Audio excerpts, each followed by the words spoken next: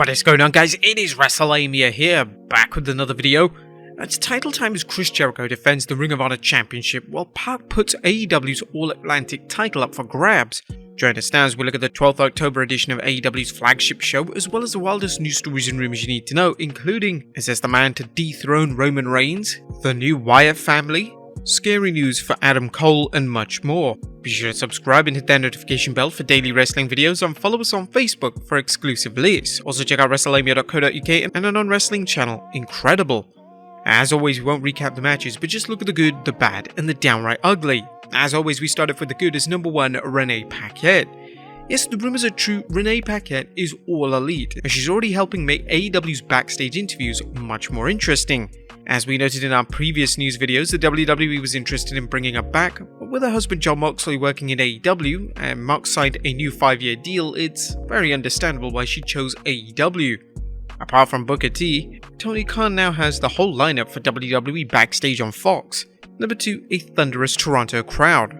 Toronto is known for being a hot wrestling city, and the crowd at the Coca-Cola Coliseum kept their reputation intact, providing a thunderous soundtrack for Dynamite, much as the fans did on this week's Raw in Brooklyn. AEW took advantage of the venue by booking hometown favorites such as Chris Jericho, Christian Cage, and Renee Paquette, giving the fans more reason to make some noise. Number 3, an excellent opener. Jungle Boy vs Luchasaurus should be a superb series, at least if last night's opening match is any gauge of what to expect. Jungle Boy wrestles smart, targeting his former friend's arm and wearing it down not only to negate Luchasaurus' strength advantage, but to set him up for his finisher, the Snapmare. This match told the age-old story of Brain vs Brawn, a match Jungle Boy seemed about to win until Christian lent some of his brain power to Luchasaurus, distracting Jungle Boy long enough to tip the scales back into the big man's favour. Number 4, Christian, the cold-blooded villain. Christian Cage was on top of his heel game, running down the hometown crowd's beloved Toronto Maple Leafs before launching into another advanced seminar on how to cut a cold-blooded promo without even having to raise your voice.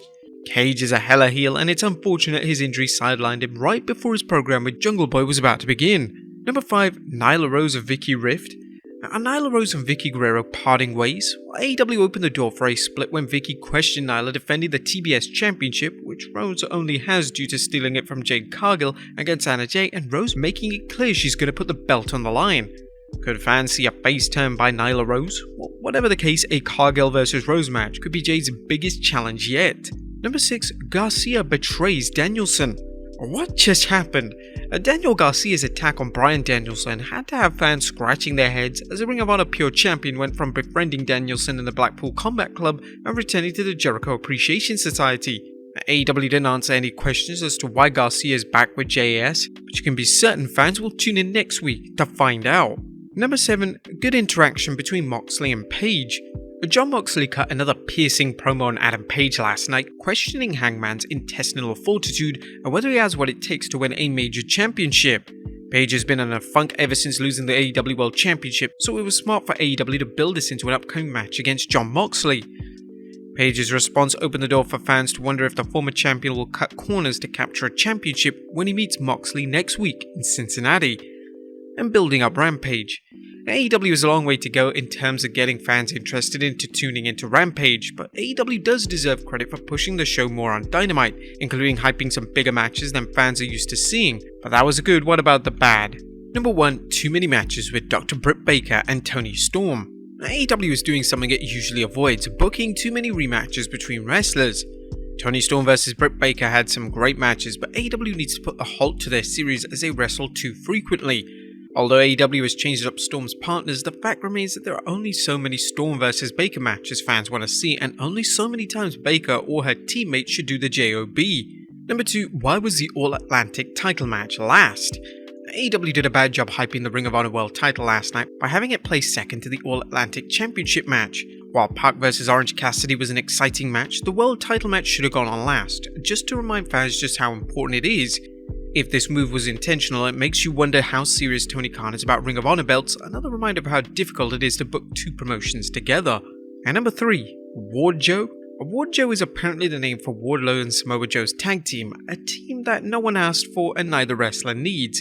First up, who the hell came up with this? Was Tony Khan reading People or US Weekly and thought it would be clever to give two monsters cutesy names? As awful as the name is, the real mess is having two wrestlers with singles championships teaming up for meaningless matches against mid-carders. AEW has completely bankrupted its TNT Championship and the Ring of Honor Television Championships, and they've also found a way to make Wardlow and Samoa Joe seem like mid-card acts. There was nothing downright ugly as Dynamite continued its weekly formula of mixing in high-quality matches with segments and interviews to build up to subsequent TV shows and pay-per-views.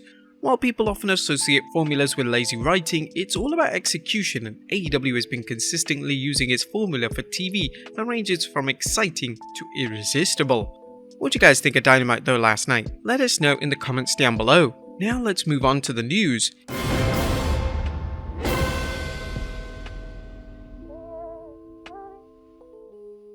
Our top story looks at Adam Cole's scary news. The top of today's news is an update on AEW star Adam Cole's concussion and when he's expected back in the ring. Meltzer and Brian Alvarez analyzed the situation during a recent Wrestling Observer Radio, and Meltzer's comments are kinda scary. You hear anything new? It's a concussion. It's a bad concussion. Really bad concussion. He'll be back when he's cleared. It could be tomorrow, and it could be never. You know what I mean?